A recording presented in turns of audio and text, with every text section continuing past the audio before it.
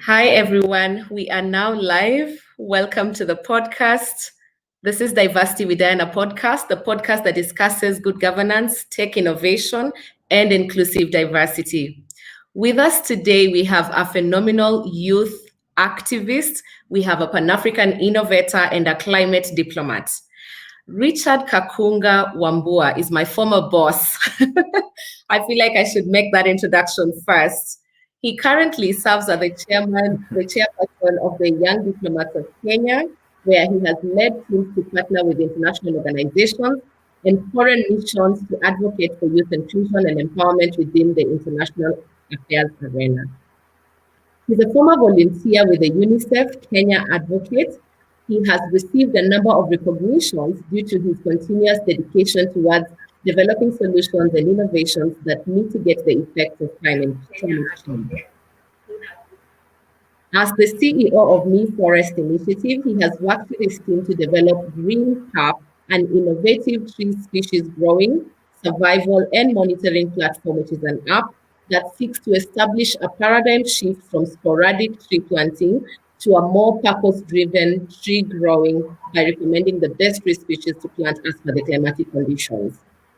I promise you guys I could go on and on and on and on about Richard's accolades, from his contribution towards SDG 13 on climate action to him being nominated as the 2020 UNEP Young Champion of the Earth, regional finalist in Africa, from him being a Pan-African feminist and a motivational speaker. I promised you I could go on and on and on. But Richard, can you turn to the podcast? Thank you very much, Nicole. I'm very appreciative of you having me here. I'm very glad to have you here. This platform is meant to amplify the voices of actors such as yourselves in this development space. And kindly, let me give you the chance or the opportunity to properly introduce yourself and just tell us where you're at. And how does a young person get to become a chairperson of a diplomatic, of the diplomatic union? How did that start? How long have you been doing it? What is it all about? Please introduce yourself to us. Okay, once again, thank you very much. So my name is Richard Kakunga Wambua. Just a typical youth who's very passionate about matters youth and advocating for the youth inclusion when it comes to policy making decision. More so, my focus is on matters international affairs. So how I ended up I have a background in international relations. I double concentrated on peace and conflict resolution, and as well as diplomacy and foreign policy. So with regards to education, that's where my field of diplomacy, where I began. But it has always been a passion that I had ever since I was a kid. And maybe Nicole, allow me to give a little story. I have been born and raised in a military barracks, and I remember this time Kenya was hosting a conference of COMESA. So where we lived was alongside the road that heads towards the airstrip, and I remember the late Moi with some delegation. They were going, to the hangar, to fly out, and I remember seeing that motorcade of vehicles and everything. It really mesmerized me, and I was very, very regaled about the whole matter. What is this all about? Because in the military barracks, you're not used to motorcades and such. So I am appreciative also of my mom. She was always keen to teach me about matters international affairs ever since I was a kid, keeping up with KBC's Dunia Wiki, such matters, in as much as I did not understand many things. So that saw me directly, obviously, knowing ever since I was a kid, I'll go to diplomacy and international affairs. When I finished campus, I had already started some few languages, and I met with one gentleman, a founder of Young Diplomats of Kenya, Mr. Moses. And at that time, I was doing Spanish, and we just had a chit chat, the normal chit chat you normally just have with someone you meet randomly and all. And flash forward to 2015, we had the World Trade Organization conference that was happening here in Kenya. So the Ministry of Foreign Affairs required some translators and people who will be serving as liaison officers and protocol officers for the coming delegation. So I was assigned to the Nicaraguan delegation, and mark you the Spanish that people in Nicaragua speak, it's very different and very deep. I hadn't spoken Spanish for about, I think, a year or something. I had to 2 sleepless nights to revise on my Spanish. But the whole thrill when I met that the delegation at the airport, and at first the first thing I could just respond to was sí, which means yes in Spanish. It was quite embarrassing. When they're asking me questions, I'm responding yes, but he calmed me down because he was very young at the moment. He was actually the youngest ambassador at that point. Their country.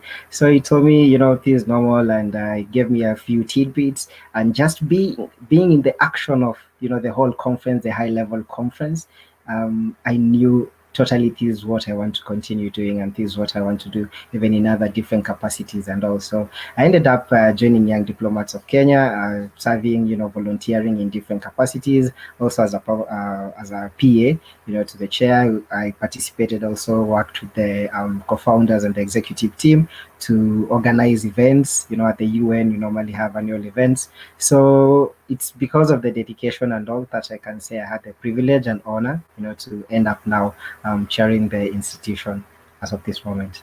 Yes. Wow, Richard. I mean, this is amazing. I don't even feel like I want to move on to the next segment, which is usually after your introduction or our live view. We have about five of them right now, but I know more of them will join in later.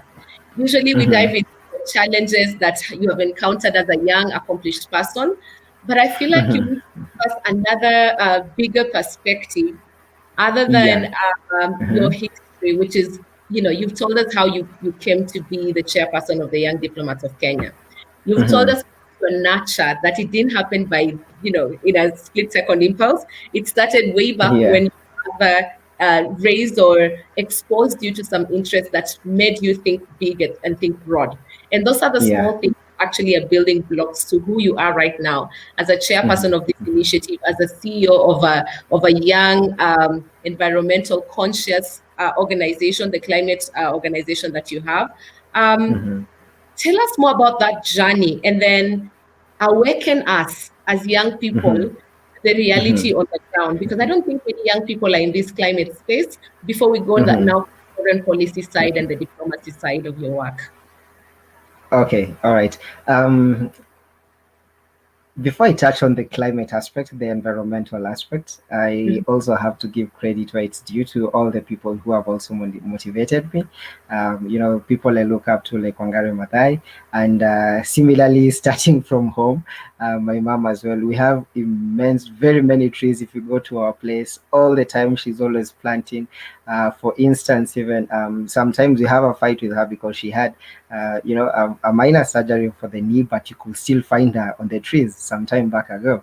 So when it comes to matters environment, I thought, how can I balance the two things? I love diplomacy, I love environment. So I realized also there's this space that lacks youth when it comes to the policy making of environmental matters, when it comes to the side of climate diplomacy.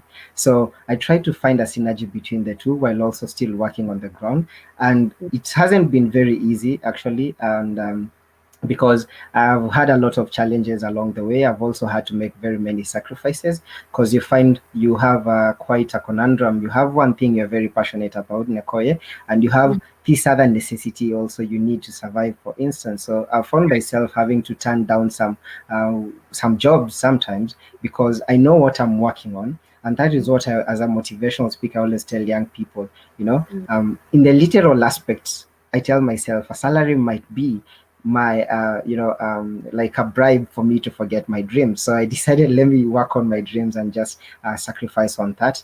I can say even sometimes I had to go for some meetings when I was starting. Honestly, I didn't even have fare or anything. It was all about the support of different people who could also see the drive that I had on. So what I can generally just tell my fellow youth is, as long as you're working on something, never really give up. You might think that you've reach the totality, the end of it, and so on. But believe Right. you me, there's someone somewhere who's always noticing the minute effort that you're doing, the Yeah. minute extra oomph that you're putting into what you're doing. And before you know it, you might end up now even receiving a phone call, a recommendation, and so on. Right. So when it comes to the environmental matters, especially all of us, we need to wake up right now and take up climate action, because you're looking at a world whereby Nekoe, in about a year or two, as per the Mm. university, the United Nations University, we are looking at an instance where we'll be having 20 million climate refugees. The Norwegian Refugee Council puts the number at around 25 million. And when you think about such numbers, this means that you'll have people also coming, being dependent on different other states, and the Right. other states as well. The economic and political state is not also as sustainable, to sustain its own people. So we'll Right. be having, and many people, analysts actually project, if at all the world will ever go to another war, it will be because of climate, or the resources which revolve around climate. So Right. yeah, it's never too late to start working on such matters. Yeah. Wow. I remember, I mean, thank you very much. You actually helped me prepare for one of the online conferences I had. And I remember, an organization, a local Kenyan organization, reaching out to me, and they said that they needed to add a young Kenyan female voice on the climate action, Mhm. platform. And I remember telling them that I know a young gentleman, I know Richard, who is the perfect person to speak on that panel. And they're like, well, Diana, we're trying to comply with the modern, gender inclusion and diversity. Yeah. Like, I actually stand for that. And if Mhm. truly in 2 days you wouldn't get a voice to speak on that panel, then I offered Mhm. myself. But in me Yeah. offering myself, I remember I called you and I was like, Richard, come on, what do I say about climate action in this matter? And thank you. You took me through Yeah, the I do statistics. recall. You took me through the number of displaced persons that are being projected by the Norwegians, by the United Nations. And I remember just saying that, wow, I actually need to also take a discourse to learn more about climate action. Amazing, amazing.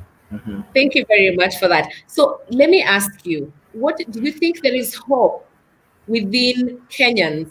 Do you think there's a baton that can be passed on from Wangari Mathai to you, for example? I know Mhm. the Green Belt movement is still there. Um, Mhm. just expose us just a little bit on what is being done to preserve the Mhm. environment before we now move Yeah. towards foreign policy, and then we see what we can discuss about on the foreign policy matter. Okay. First of all, I will say about what is being done and what is not being done. Starting Right, from the top, historically, the docket of environment was not so much respected, and any cabinet secretary given the docket of environment, they will think that nimetupo or something of the sort.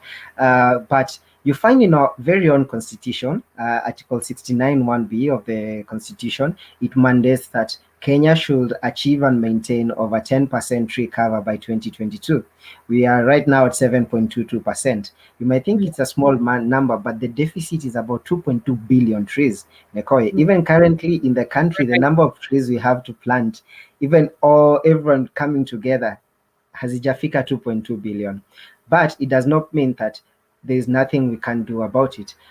What I can, we have been trying, with my team and also with my fellow colleagues and other like-minded youth who've collaborated in other organizations, is to try Right, to inculcate that mindset change, to have right. people adopt, the Yes. culture of not just planting trees but growing them. Mm, So advising people on which trees to plant as per the climatic conditions and soil composition of an area, so that right. there's more survival rates for these trees. So Mhm. that's one thing actually which we can start doing right now. From the very top, the government should start supporting individuals, and we as individuals also, we should Yeah. rise up just from our very own kitchen gardens, or even if you're living in apartments. I think when you go online on my social media, you can see all my broken. I've shared a photo, my the broken cups, or rather the yogurt cups that I have. I always just take some seeds of trees and plant them, and when I'm Wow. walking, I will go and plant it along the road. So it's all Mhm. just a matter of someone doing something. It might be minute, but if each and every one of us did that small thing, challenge Mhm. yourself, tell yourself, Mhm. I'm turning 30, I'm turning 35. Why can't I plant 35 trees, corresponding to the years that I've been living? Yeah, it's just all that matter of don't think that your whatever you do is too little. No, it has a lot of impact, but it goes beyond just planting trees. Planting trees is not the only solution. Be also very, very environmental conscious and responsible, because when you buy that small PK on the matatu and then you throw Right. down that piece of paper, imagine everyone along Thika Road aanze kutupa. By the end of the year, you see, Yeah. when it rains and you have the flash floods, that's where you see now the clogging in the drainages.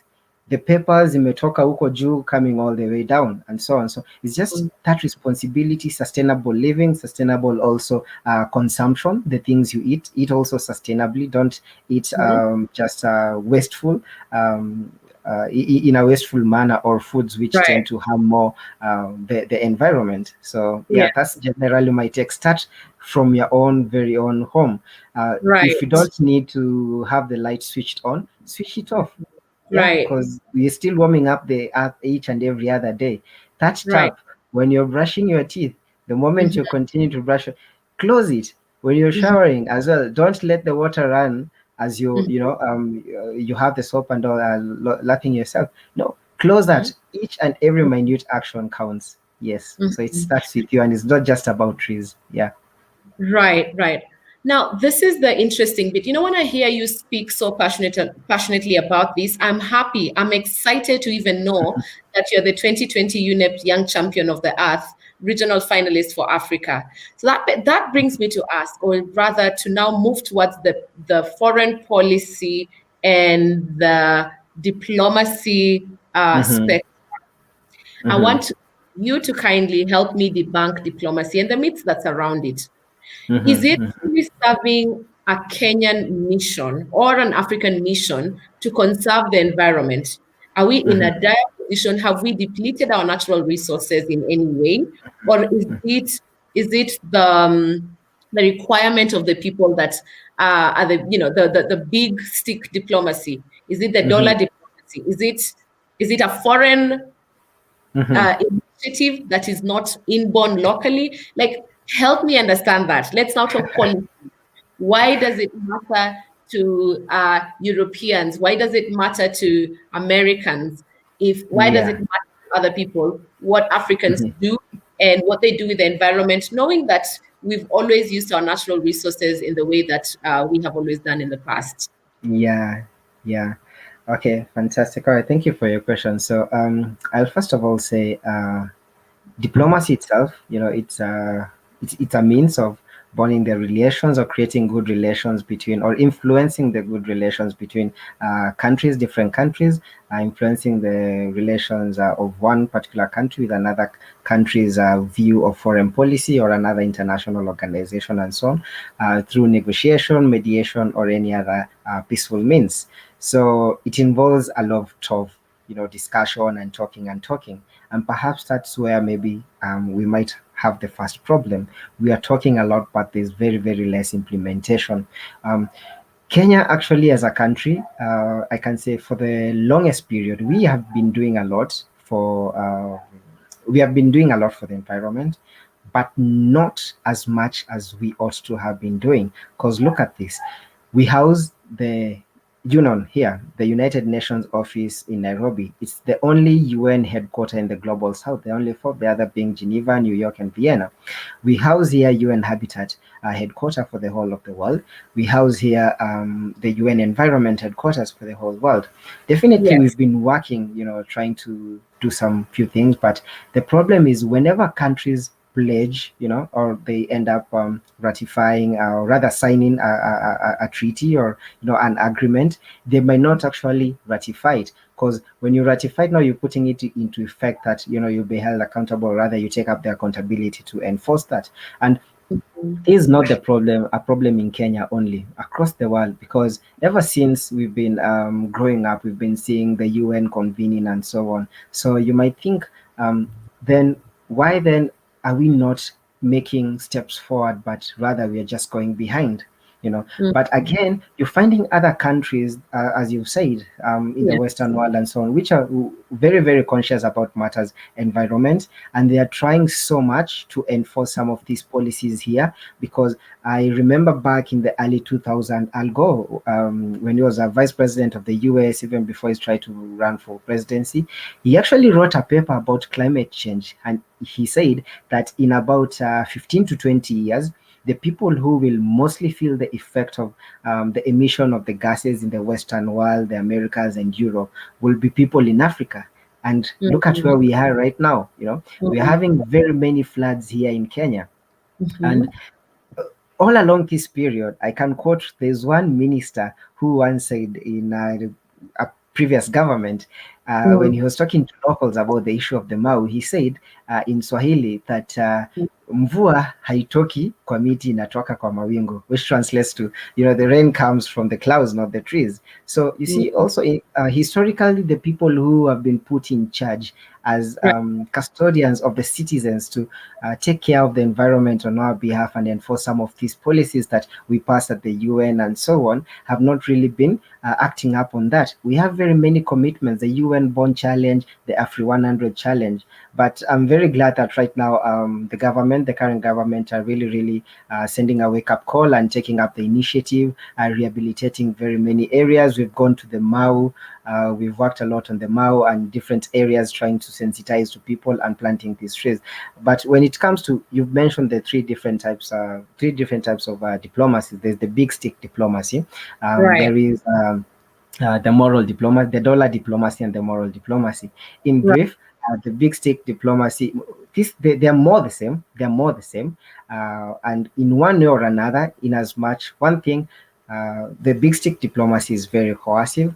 The dollar diplomacy is coercive also in a way, and the moral diplomacy is not as moral as it seems. It might also be coercive. They're very intertwined. And to give you maybe a premise for you to understand, because diplomacy is a projection of a country's domestic interest. It's also a the foreign policies might also be a projection of that current leader's, traits or his or her ideologies on matters of international affairs. So where the big stick diplomacy came from, this was from Theodore Teddy Roosevelt, and he's someone who believed in enforcing things, in other countries, enforcing policies.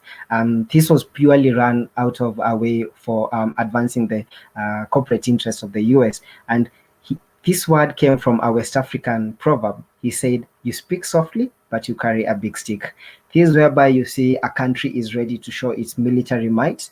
It's ready to negotiate. It's ready also to use the economic might in the name of embargoes and trade tariffs, just to coerce developing countries or underdeveloped countries take up this or enforce this policy or enforce this particular rule. It's for your own good. But at the end of the day, just like any other investor or any other person, you might find there's always something in return in both ways that the other party is expecting. And for you to better understand how this big stick diplomacy is, let me just let me draw an image of Teddy Roosevelt for you. Teddy Roosevelt, after serving president as the president of the US from 1909 to 1910, he came to Kenya. And excuse me, I normally get carried away when I'm talking about history. He came to Kenya on a hunting expedition. He started from Kenya all the way trekking. He went to Uganda, he went to South Sudan, and then to Congo. He came back through Kenya. All along, going back to the US, he went back with more than 5,000 game trophies of lions, hyenas, zebras, and more than 18,000 species of specimens of plant and birds and cultural artifacts.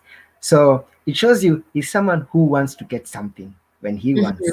Right there at Koja, there's this very old building across across Jivanji, it's Right. an Ismaili mosque, and Ismaili mosque for the Aga Khan and all, they're not like the traditional mosque where you have the minarets. So when during this period he was in Kenya, he was drinking with his son, and people used to party at the Norfolk Hotel. Lord Macmillan used to hold all the bashes and all. So Lord Macmillan told him, because you're drinking too much, you rather not drive to my Juja home, go and sleep at my Chiromo Road, Chiromo home. So at that junction where the Ismaili mosque is, there were two statues of lions.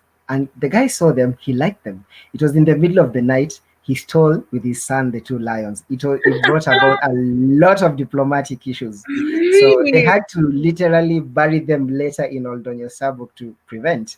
So Wow. this shows you the same way he went to Latin America and Caribbean islands. He comes with the fleets and all.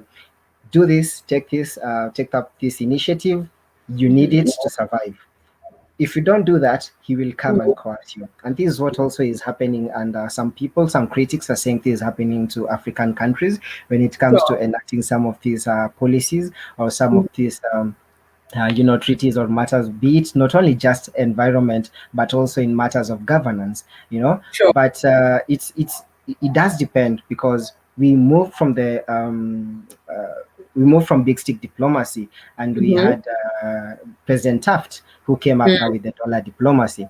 The dollar diplomacy is totally about the economic support, whereby I believe, Nekoye, you as a country, I'll give you a lot of funds so that I have you being as a friend, being much more of an ally. So, and it was like they started this with one form which was called open door diplomacy, where the US and China were not speaking at all. But China was a very grandiose country. So President McKinley thought that, what if now, because at that time, whoever controlled the railways controlled the trade. So he thought, what if now we open up ourselves, and we have we give all the backing to China? Maybe it will come and conform to our ideologies of democracy.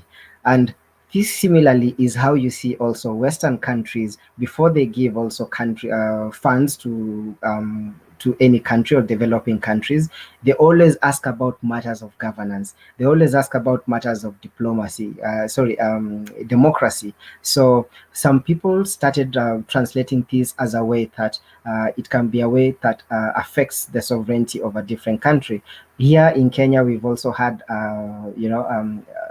experiences where, as a country, maybe we've signed a particular agreement or treaty, or our neighboring countries, but whenever they carry out an injustice or there's an act the head of state or the head of government carries out, you find now the Western countries or that particular country, whether from the East and so on, coming and telling them, hey, get back on track, or we do this and this. So the modern day of this, people have been pairing it with the China. It's more now like a Yuan diplomacy, the Chinese Belt and Road Initiative. Critics say there's a way the Chinese are using to debt trap, countries, and it affects sovereignty. So diplomacy does normally morph, but at the end of the day, Nekoye, it's the very same old tradition. It will just be given a new name by someone else who comes, and while some of these critics might say it affects the sovereignty, previous occurrences might prove that to be true, while other occurrences might show it's the host country which mismanaged, perhaps, or had poor leadership. I can give an example like Ronald Reagan. He did talk about the Panama Canal. He talked about, and he was telling General Dorio that we bought it, we built it, we set it up, we own it, and we don't intend to give it up. And he went ahead and said, it's not a colonial property. It is not a long-term lease. It is a sovereign land of the United States of America. And mark you, that is Panama. That's just a section of Panama, the Panama Canal. But at least the good thing with diplomacy at the end of the day, people start negotiating and trying to find, where can you meet in between. despite these differences that you have, China has been accused of detrapping countries, like Kenya. People have been saying our port will be taking when you go to Ecuador. And right now, the next time, actually, I can tell you, Nekoyo, you are opening your nice chilled bottle of Casillero del Diablo Sauvignon Blanc wine. Yeah. It won't be the same, because right now, what are you saying? The people of the dollar diplomacy and the yuan diplomacy, the West accusing Chinese of nationalizing the industry in Chile, because they've gone and bought the vineyards for the wine. They've bought the most of the farms of sherries, and Chile is a major exporter of sherries. So it's always, at the end of the day, you need to be very careful about how you interpret these two, because it's an ideology of East and West, a propaganda of this side and this side. Right now we're seeing very well the reception that has been of the Russian vaccine Sputnik. It has been very successful in many other countries and so on, but the general reception has not been very welcoming from the Western countries, because it's from Russia. While you saw some countries like Germany were very open, to taking it up.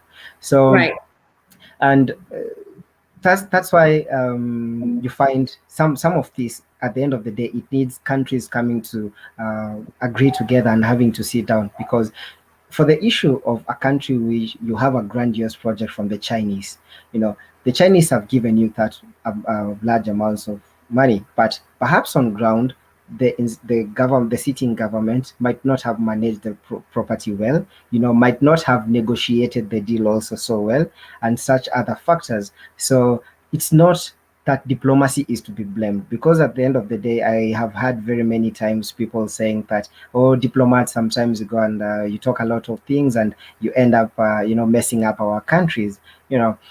And the last thing I will talk about was maybe the moral diplomacy, to just cover it about. And this is where we see countries intervening on developing countries to assist them in the name of moral diplomacy. So, for example, you would say moral diplomacy is all about economic power, by the way. And you'll see a country like the US, when Bush was in power, used American exceptionalism to invade Iraq in the name of using a loophole in international law called R2P, the right to protect. So, but at the end of the day, it's normally you find countries use such things as moral diplomacy as a means to benefit more countries which are more analogous to them in terms of ideology, and hurt more countries which are a threat to them. So this term came also from when Woodrow Wilson was president. He was giving a speech. It's called The Meaning of Liberty. And the word exceptional, describing America as exceptional, because this is where now this moral diplomacy came from. It was from Mr. Tocqueville, Alexis de Tocqueville. He referred to America as exceptional back in 1931 and also in 1940. So Woodrow Wilson, in his speech, he famously stated that he sees America potentially, as the light which will shine unto future generations and light the path of mankind towards liberty, towards peace, and towards unity and democracy. And you've seen, as I was telling you, democracy morphs a lot. It's the name might change, but this is the same ideology. For example, the US has always had. So right now, Kenya, we are dealing. There's a new trade deal we are discussing about the US. AGOA, the Africa Growth and Opportunities Act, is supposed to be out of commission by 2025, but already Kenya is at the center of a new trade deal with the US. And we've seen very many Kenyans and environmentalists like myself complaining, because the US are telling us also, you need then to import some of this trash and garbage in the name of recycling to your ports. So we've already banned single-use plastics, but why Nekoyo will need, to start importing trash in the name of creating employment, in the name of recycling in our countries. So yeah, this all forms of diplomacy might be used in a good way, but at the end of the day, sometimes they might be used to coerce other nations. Right. Interestingly, I will just end with one interesting fact. And Kenya, Mhm. being the gateway for East and Central Africa, is very, very key. And we have Mhm. very, very good diplomats, by the way, who are working a lot, as also in our representation right now at the non-permanent seat of the Security Council. So Mhm. Kenya will launch our first the first Kenya University nanosatellite precursor flight. And after we launched Mhm. that, the International Space Station that was established, by US, Russia, Canada, and so on, it will be out of commission by 2030. Right now, as you're Right. speaking, China is working towards having its own International Space Station by 2022, working with Mhm. German scientists, French scientists, Japanese, Peruvian, and Kenyan scientists. You even Mm. had an issue whereby NASA went, the US agency NASA testified in Mhm. Congress, Mhm. noting that countries such as Kenya will have an over reliance, to China when it comes to technology that depends on satellites. Yes. Yeah. So you look at them, they are now accusing, in this case, accusing Chinese of using some Right. sort of yuan diplomacy, a dead Mhm. set trap for Kenya. Mhm. While Mhm. also when you look at the other projects also, they were negotiating with us. And to quote also Dr. Mukisa Kitui, he said it's Mm. not favorable also for Kenya to get into such a deal. Mm. So yeah, and in our current world, we're seeing a lot of this all the time, and also. Let me let me play here the skeptic.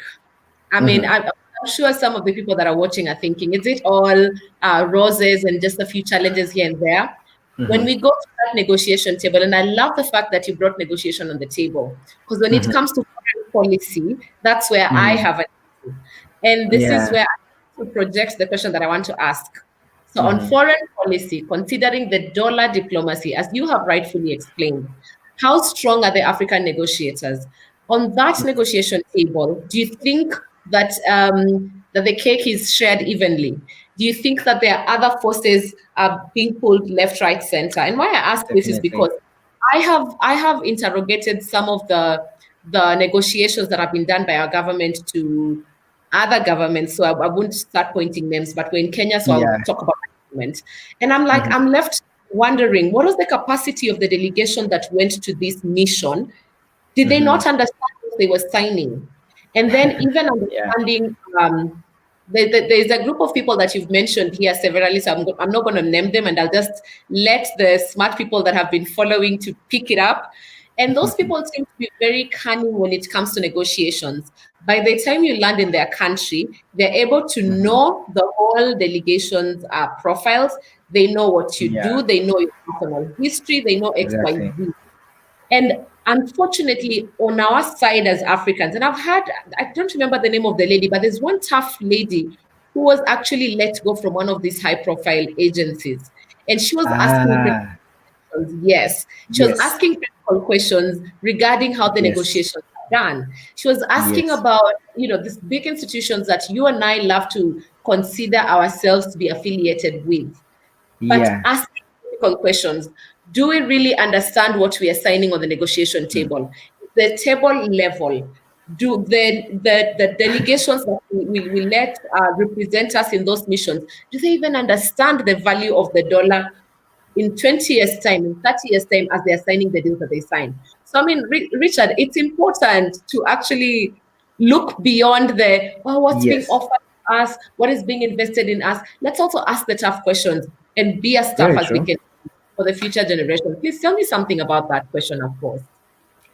Okay, so I will say, yeah, honestly, sometimes also look at how some countries they have negotiated some of their deals and so on, but when it comes to diplomacy, you need, it's that's why one of the things myths people have about diplomacy is that all you do is wine and dine, but that's also part of the work. You need to Mhm. woo whoever is coming.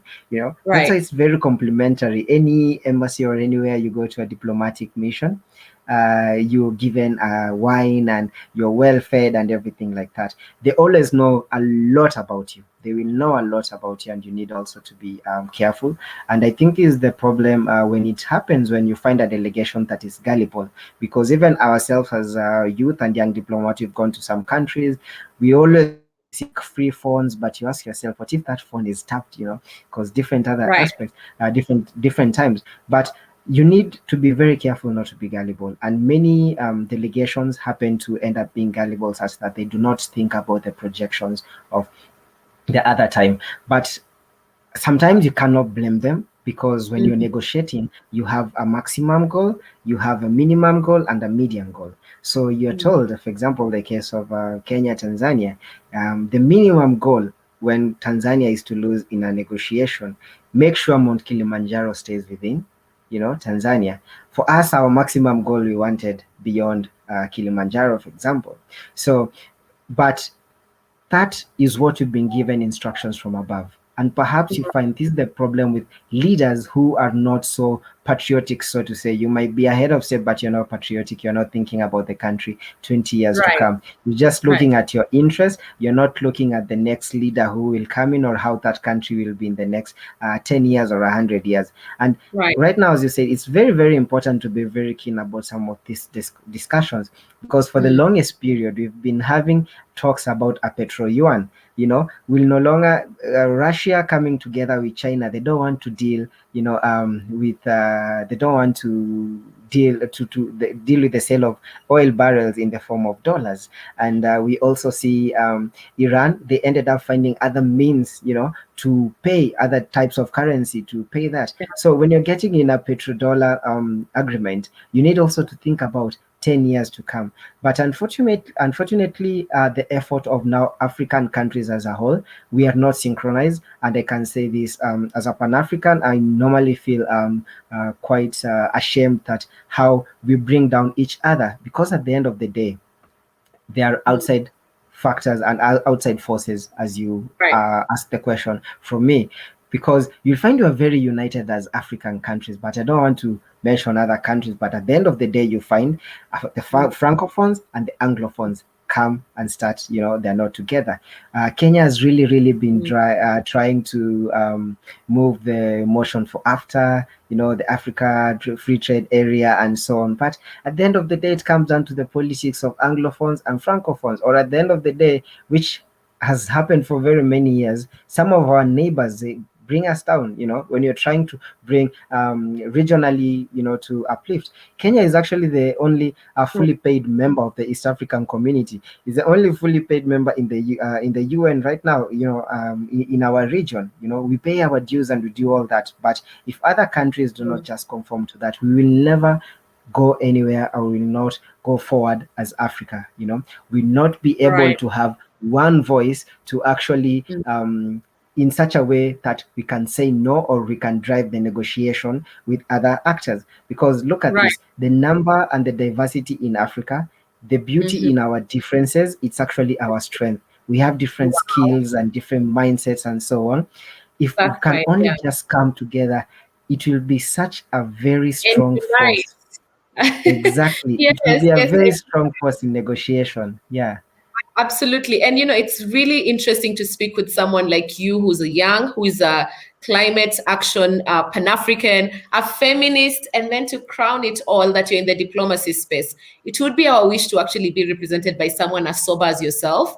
And now let's come back to Richard. Let's come back to you. What are your visions? Where do you envision yourself being in the next 5-10 years? Clearly, I can see you still working in the diplomacy space. I can still see you working in climate action, but let us know, what do you wish to, to see yourself doing? Now we're talking about you as the person, this wholesome young man that is devoted to patriotism, to Africanism, and all those beautiful things that you just mentioned to us. Yeah. Okay. Thank you. And yeah, you've asked that question no one ever wants to hear in an interview. No, but yeah, it's okay. All right. Honestly, in the next 5 to 10 years, I've totally dedicated my life to serve my country, and I'm looking myself in a position whereby I'll be serving my country, whether be it in the capacity of as a diplomat, or I believe there's also very many other ways to serve my country, and that's why I took a step a bit down to go on ground to start up with climate advocacy and so on. But one thing that I do know and I do realize, if I don't do anything right now as an individual, and I don't call upon my fellow youth to do things as an Right. individual, when it comes to environment, the Kenya we're looking at right now is not the same Kenya we'll be having in the next 10 years, actually. So we might Right. plan right now, but if you don't do something about environment, so I'm planning a lot to improve myself, to better myself in such a way that will be better positioned to serve my country and serve my community, to be a better person for my community. And this is on matters of environment on ground.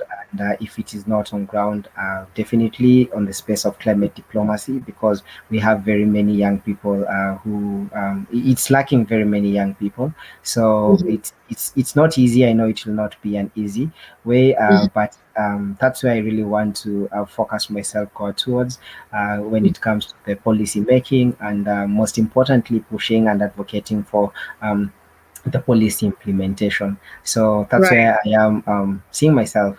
Yeah, and I hope to continue serving my country all along, in wherever capacity or in wherever place that I will be. Yeah, and the region of Africa. Thank you so much, Richie. I feel like that's a very nice winding up session. I think this is going to be my longest podcast, believe it or not, because I think I've Oh, been 30 minutes or so, but this is lovely conversations that we've had. Being, a Pan-African innovator, climate diplomat, looking at the people that inspired you, and I'm really amazed that you actually spoke about your mom and then Wangari Mathai. Those are amazing people to inspire you. And then thank thank you, you very thank much you. for yes, thank you, Karibu Sana. Thank you for giving us Mhm, a call to action. And I'm just going to project that again for our viewers who are live now. I can see about 10, 11 people. mhm. A call to action that you made to us that we need to plant trees as a matter of personal challenge, so that we are Mhm. not saying the government this and the government that. I think you're calling Precisely. upon us exactly as individuals. On that. And the idea that we actually went through Western countries seeming to be more concerned about climate change, that call to action, that hard reminder that the floods in East Africa can be directly attributed to climate change. I do hope to read something that probably you will publish, whether it's online or on a national paper or whatever. Because right now we have so many digital platforms. You can just publish an article on that, and I will be able to Yeah, link it down to this video so that people can get to read more about what is happening to the world. And it's not like a foreign policy agenda. It is actually a humanity agenda, if you call it such. exactly. Yes, Thank you for yes. taking the time to debunk the myths, and you took us to history class. I was like, should I be taking notes? Should I be, should I be managing behind the scenes? I was like, yes, the big stick diplomacy, the dollar diplomacy, and the moral diplomacy. I think that was really good for you to take us through that. On the negotiation table, you mentioned to us about the minimum goal, the median goal, the maximum goal. You told us about the Petro Yuan, the Petro dollar, and the Petro rupee. These are the, what the global, let's say the global economy is looking to trade Mm-hmm. in, especially on petrol and stuff like that and fuel. And I don't think Mm-hmm. we have united as Mm-hmm. Anglophone and Francophone African states. So again, we are here as young Kenyans telling people, what will it take for us to get united and be together as a people? Richard, are you there? So thank you very much. You also told us about what you wish to do in the next 5, 10 years. And Richard, you spoke about serving your country, serving Kenya. And guys, this is what we do at the podcast. Richard, are you back? Good to see you. Good to see you. So, this is what we talk about here in the podcast. We talk about inclusive diversity, good governance, and tech innovation. We call upon us Kenyans or young people, Africans. Let us come together. Let us think about the future of our country. What are we putting in place right now to ensure that our future generations will benefit from the work that we do? I want to thank Richard again. He has been an amazing guest today. I hope you guys have learned a lot on diplomacy, foreign policy, debunking the myths around it. And we hope to see faces like Richard Kakunga and many other young people working in the diplomacy space to ensure that the African state have a better advantage. Thank you very much. That was Richard Kakunga, who was our guest today, a young diplomat of Kenya chairperson. We hope to have you guys again. And thank you so much for tuning in. Please do leave your comments. Continue listening to the podcast. Your support means a lot to us. Thank you and have a lovely time.